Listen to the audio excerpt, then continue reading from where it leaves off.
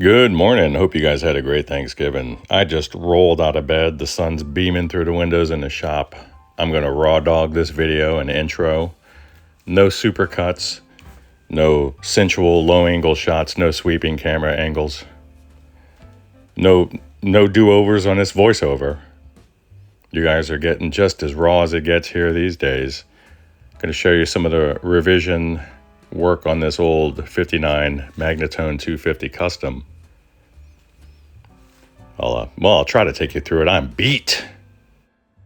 But this is just an update. And while this may look like a rat's nest, it's not. All right. I don't know if that helps any. But the transformation of this chassis from the original transformer, which failed, to the intermediate transformer, which was kiboshed by the owner. And that's a part that came from my little secret stash for a build that will live. Okay, you listen, and you listen up close. If you think for 1 minute that I'm going to release all of those incoherent ramblings out into the wild on the interwebs to be misinterpreted by a bunch of goons and mutants out there and ruin what little shred of credibility I have left, you're mistaken. This is just a customer update. Don't get crazy. I'm going to splice this into the remainder of that video, and then we're just going to take it from there. You guys will get a fresh and more professional. I may not even release this one to you guys. This is just, Eric, this is for you, buddy. So I don't know if anybody else is going to see this, but that's just the way it is. So, bottom line, first of all, re-architected and rebuilt the bias supply. Second of all, the output jack situation with the switching between internal and external, that's all that really remains. I'm going to do some cleanup work. I need to scrub down the chassis. It's still full of debris, and it's still funky in there. It's just not presentation grade yet. I'm considering just getting rid of that terminal strip that the original tech left in there.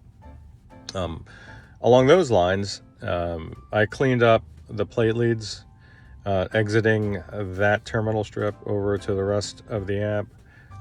And really it's just, again, it's down to the nitty gritty of the output jack switching between the internal and external speaker loads. So I will reinsert you guys over to where I was doing kind of a walkthrough of a schematic I drew from the layout inside of the chassis. Bye.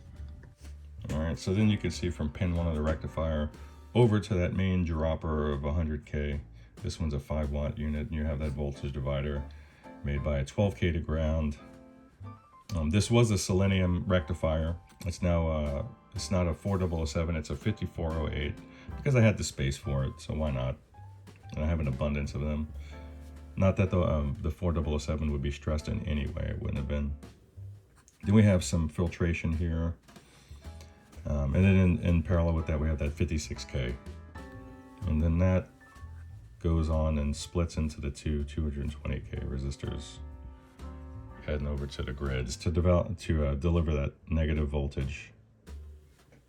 And this was just a test layout of a terminal strip that I never needed to use. And then here's the idea behind the switching.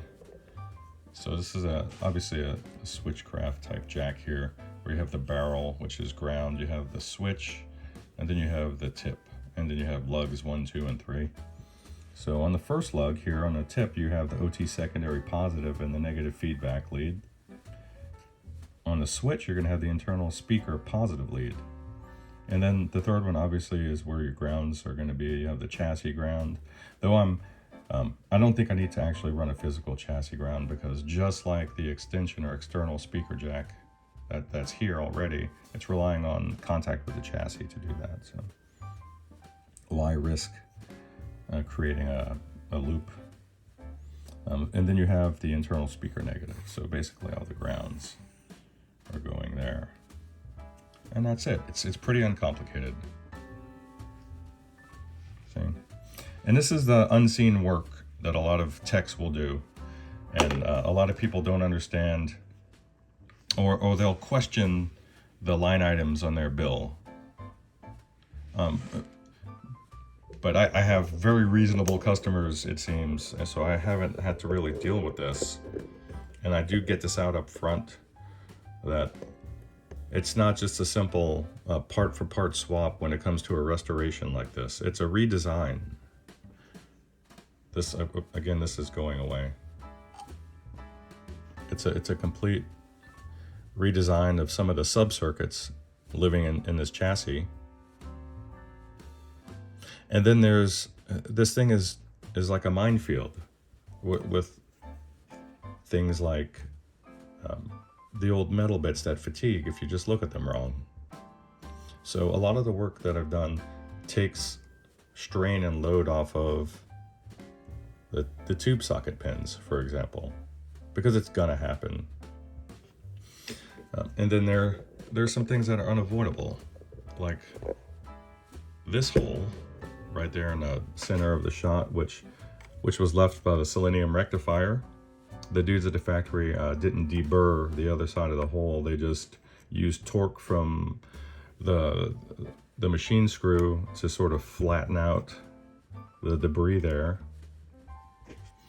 And then there's a very small hole. This was like precision drilling that I had to do to not create an elongated hole.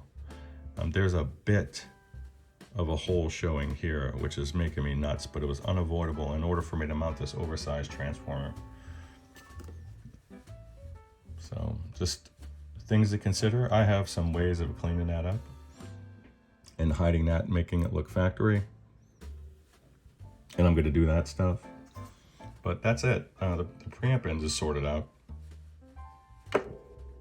The final aggravation, it's not an aggravation, but the final thing is going to be these little knurled shaft, these split shaft pots here.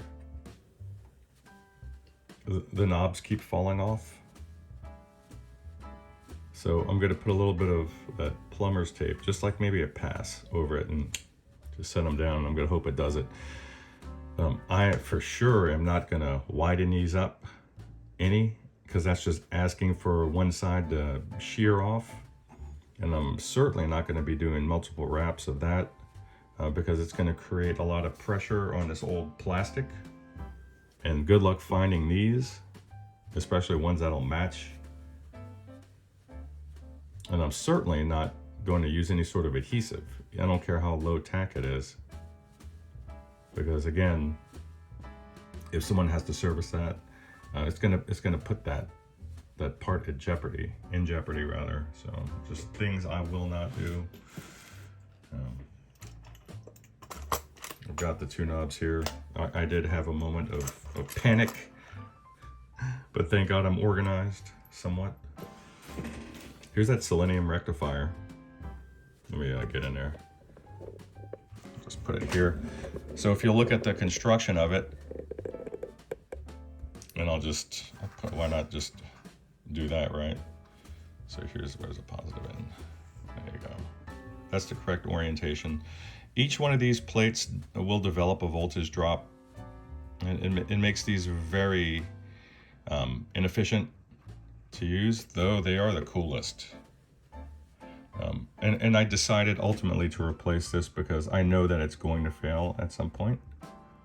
And when it does, it's going to be a very bad experience for the owner, because these usually catch on fire and plumes of noxious smoke will be pouring out of the chassis.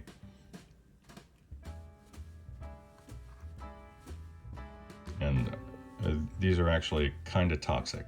Selenium is pretty toxic. It's not too healthy on the body, so why expose someone to that if you don't have to? But damn, aren't they cool? I really do love these. So that's it for now. Hope you guys had a great holiday.